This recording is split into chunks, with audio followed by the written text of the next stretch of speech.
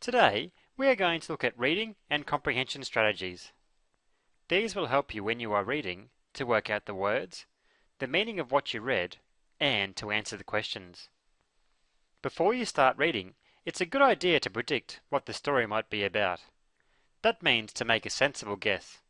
The first step before reading is to think about what type of text you are reading. Is it a narrative? If it is, it will have an orientation, a complication, and a resolution. Perhaps it's a traditional story. If it is, its purpose may be to teach a lesson. The second step is to read the title and look at the illustrations. This helps you to predict what the story will be about. And the third step is to scan the story to get the key ideas. To scan means to glance over the story to pick out any key information or ideas, or any words or place names that you may not be able to read or pronounce. Don't read every word, just pick out some as you look over the words. Sometimes you might come across some tricky words that you haven't seen before. In the traditional stories in this unit, there are many Asian names that can be hard to pronounce. You can always ask somebody to help you. As you are reading, it's a good idea to keep these steps in mind. Step 1. Reread sections of the text if you are unsure what is meant, or if there are any difficult words. That means go back and read that part of the text again. Step 2. Ask yourself questions to check you understand what is being read. This way you can make sure you really understand what the author or storyteller is trying to tell you. Step 3. Check between parts of the text. This is to make sure that you understand what is happening. Read over previous parts of the text to link with the new part of the text. Step 4. Confirm meaning. Make sure you understand what you have read. This is what reading is all about. When you have read the text, you often have to answer questions. This is where you'll need to do these steps. Step 1. Make connections between what you have read and your own personal experiences, or with what you have read before.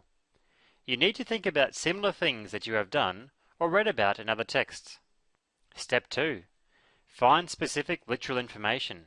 That means the information that is written right there in the text to tell you what is happening. This is in the text information. It is found right in the book. Step 3.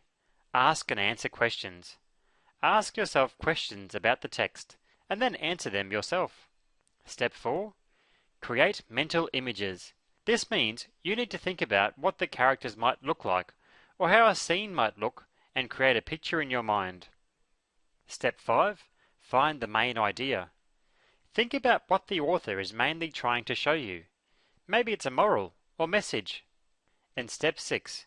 Infer meaning by linking ideas, evaluating the text, and adding own interpretation of the text. Think about what is not written in the text, but is hinted at, and how does it add meaning to the text.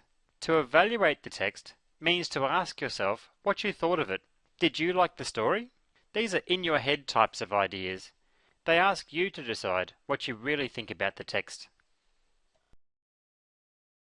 Today, we are going to look at language features in traditional stories. We will be looking at nouns and noun groups, verbs and verb groups, and adverbs. Remember, nouns are the names of people, places, things, and feelings. In this lesson, we will look at noun groups. Noun groups consist of an important noun, the head noun, plus a pointer, such as an article like a, an, or the, and one or more describing words, or adjectives. The adjectives give more information about the head noun.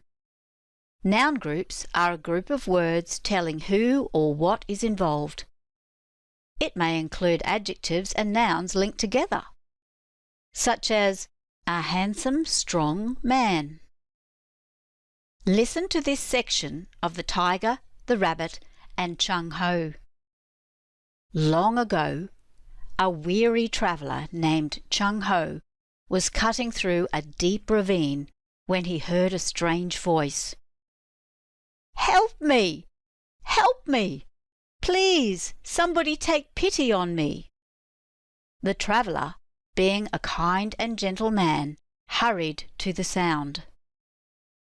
Can you see two noun groups here? a weary traveller, and a kind and gentle man. These noun groups really help us create a picture of Chung Ho. Verbs and verb groups. Remember, verbs are a great way for authors to describe actions and how people are interacting with each other through their speech.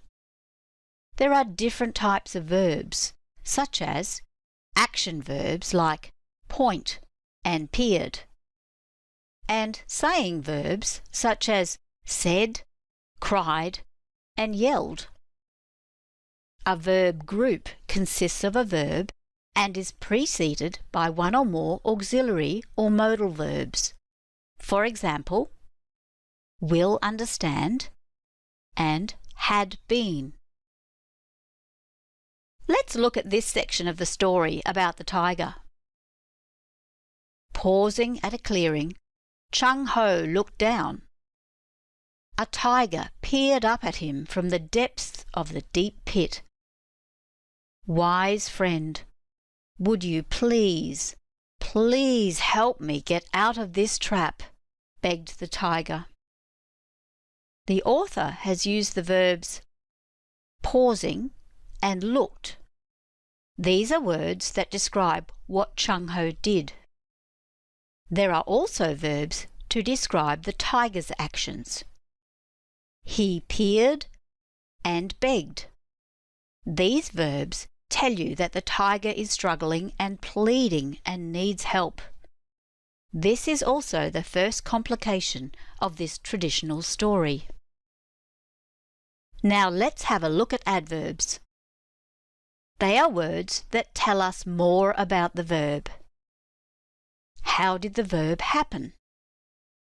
Where did the verb happen? When?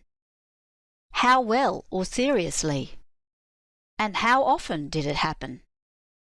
Most adverbs are easy to spot because they usually end in ly and are formed from an adjective. For example, the adjective happy can be changed to the adverb happily. Have a look at this sentence. You deserve to be eaten, replied the persimmon tree angrily. The saying verb is replied, and the adverb gives more information about this verb. The adverb tells you how the tree replied. The tree replied angrily. Why did the author use the adverb angrily to explain how the persimmon tree spoke? Think about this question and what was discussed in this video about how language features help to develop characters.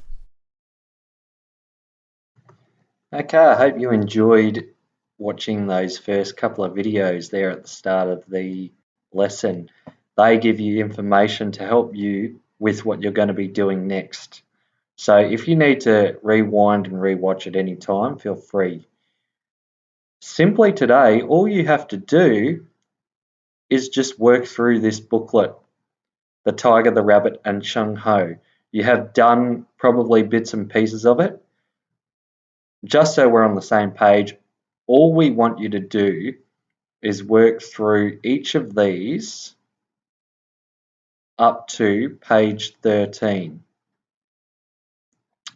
So just basically do the instructions that are on the right and answer any questions, and then write a sentence to describe the moral of the story, and then work through the self-assessment. What strategies did you use to answer the questions? What strategies did you find most helpful? What strategies do you need to work on? And then once you've finished that, which is page 13, then you're done your English lesson for today. So you can work through that at your own pace, and I'll see you shortly in the live stream.